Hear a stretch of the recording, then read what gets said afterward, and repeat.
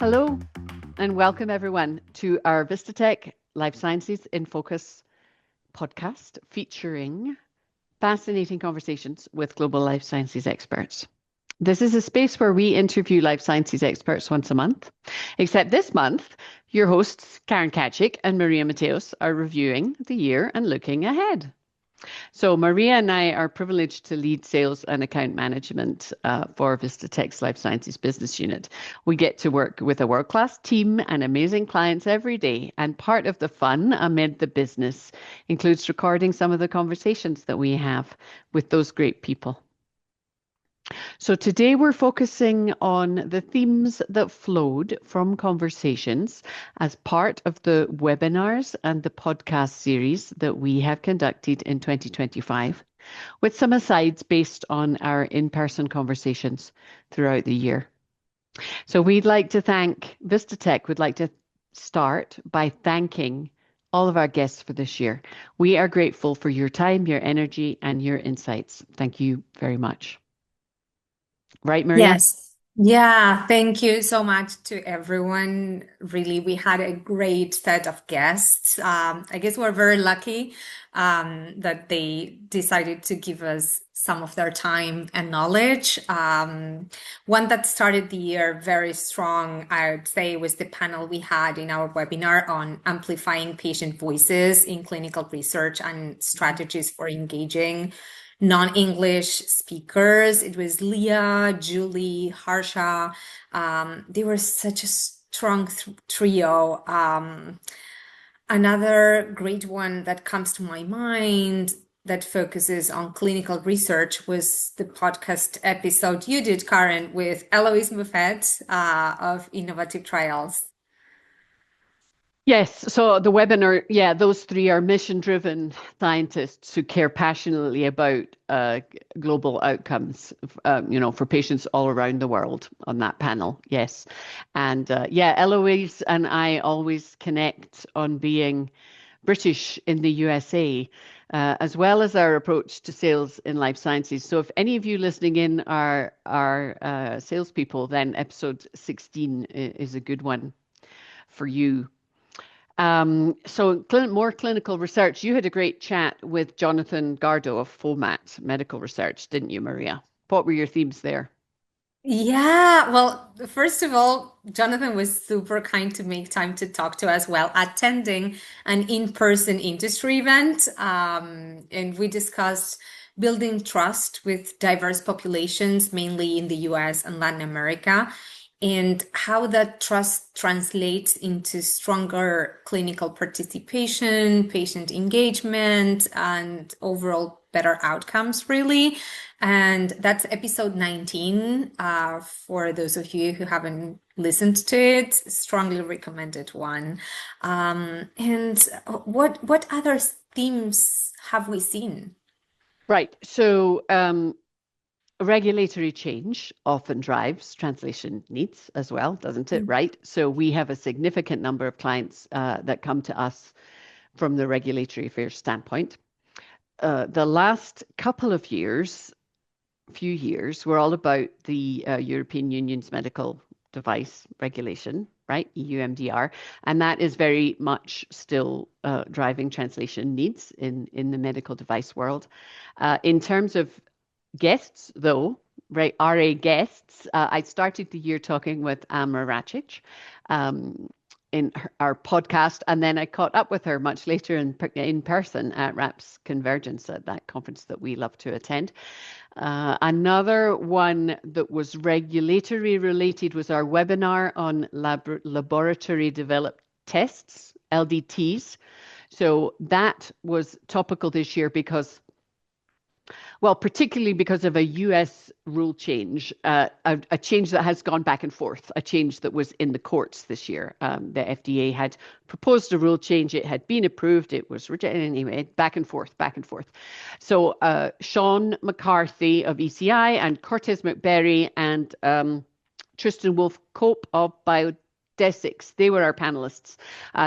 They are all true experts in that domain and understanding what labs need to do for that kind of product that in the US at least is not regulated like a device, although it may be in other parts of the world, and that was part of the conversation. So the shifts meant that we all needed to be educated by those experts. So that was a really strong panel if you don't know much about LDTs. And then you had a great conversation with Angelina Lisa, didn't you? Oh, Neuros yes. Medical, another RA expert. Yeah, and speaking of education and mentoring, oh, Angelina was such a fantastic guest. She's a mentor in the regulatory space for those of ones who doesn't know her.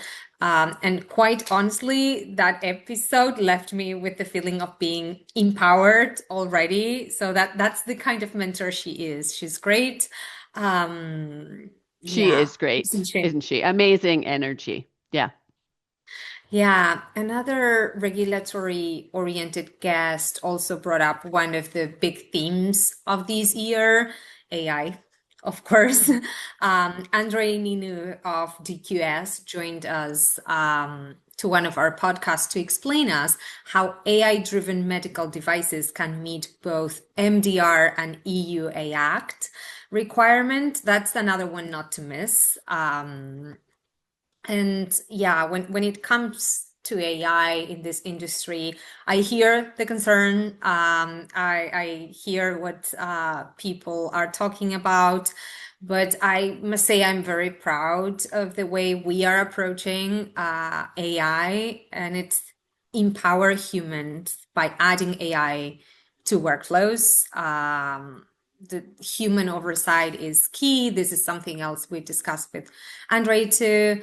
Our processes are reviewed by humans at multiple steps in the production workflow. So AI handles the heavy lifting while our experts can focus on creative and linguistic polish. I think that's a very nice combo.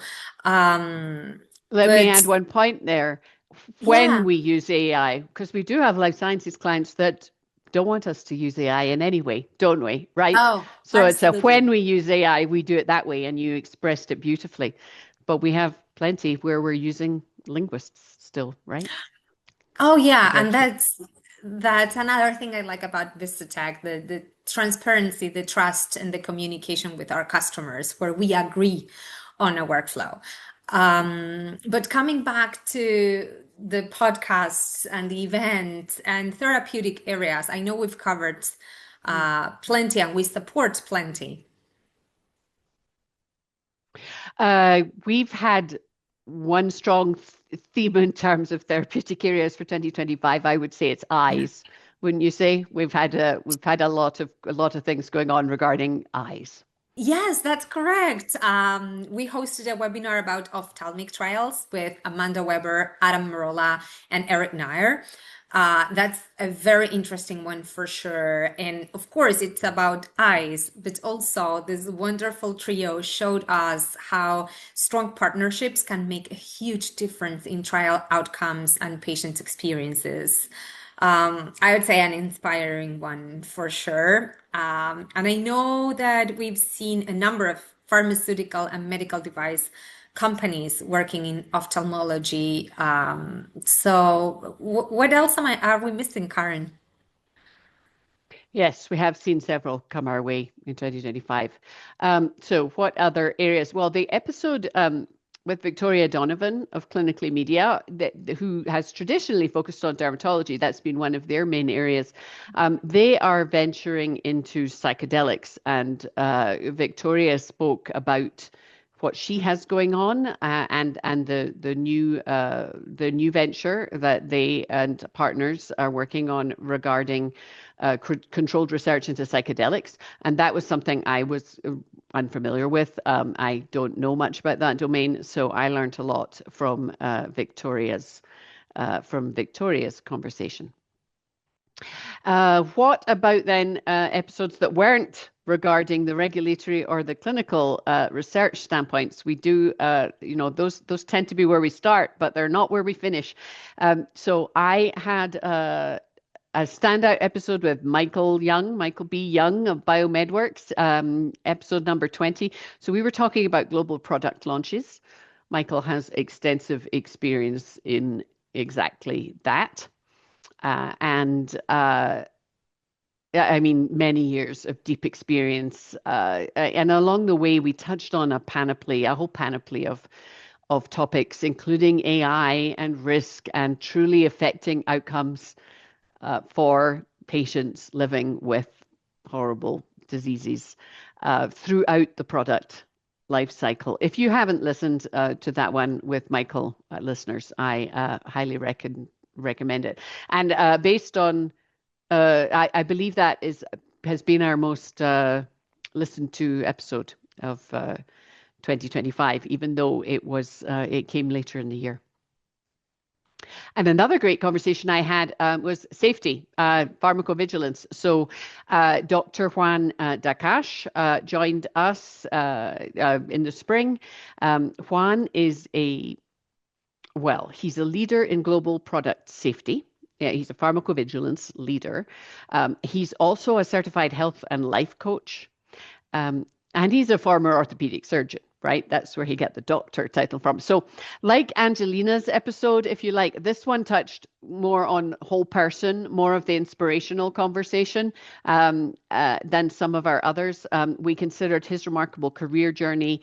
And if that's your cup of tea, then you want episode 14. I like how we have a mix in our series of quite inspiring, perhaps personal stories and soft skills, if you like, mixed with the hard skills and the more business oriented conversations.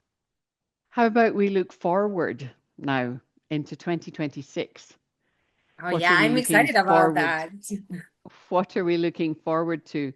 So I look forward to a more stable year in life sciences. 2025 has been a year with some uncertainty and and that stifles business of all kinds, doesn't it? So I look forward to that shifting in 2026. Um, of course, I look forward to spending more time talking with subject matter experts and growing relationships with our clients and our prospects. What about you, Maria? What do you enjoy about hosting our Life Sciences in Focus series, and what are you looking forward to in 2026? I love hosting. I guess what I love the most is that many of these conversations were already happening organically over coffee, over drinks, Mhm. over a nice meal. And since we're speaking about events, even during our own VIP dinners, the ones we host with Vistatec, and we just finally decided to hit record and make them official. So I very much enjoyed them. And for me, it's not just about the episodes we recorded, it's about the collaboration that happens behind them. So I'd like to recognize what made it truly exceptional, and that's our partnerships. We have strengthened relationships this year with long-standing customers. We have launched new collaborations that pushed us forward in life sciences, especially in clinical and regulatory innovation. We have onboarded several new programs, each of one expanding the impact that we can make together. And this year we introduced, as I said earlier, new AI-powered services that we are already seeing deliver real results in current programs. And we are excited to bring those capabilities into new partnerships next year and watch the momentum continue to build. That's what I'm excited about next year. But on top of that, thank you. to all our customers, our collaborators, our listeners, and our guests, the people who come and join us on these conversations. If this year was about growth, I would say next one is about acceleration, and we are ready. Well, not sure if I can top that, Maria. Yes, thank you again to all of our guests. It's truly a pleasure to spend our time with you. Yeah, and thank you, Karen, to my co-host here, that we share this space together. Thank you, our audience, our listeners, for supporting us through 2025, and we look forward to see you in 2026. This Life Sciences in Focus podcast is available on Spotify, Apple Podcasts, and other leading platforms as well as on YouTube if you prefer to watch it. And if there's anyone listening that has an interesting topic to bring into the table that wants to come talk to us and have some fun, please ping us. We're delighted to have new guests every month. And please make sure to tune in again next month for Vistatec Life Sciences in Focus, fascinating conversations with global life sciences experts.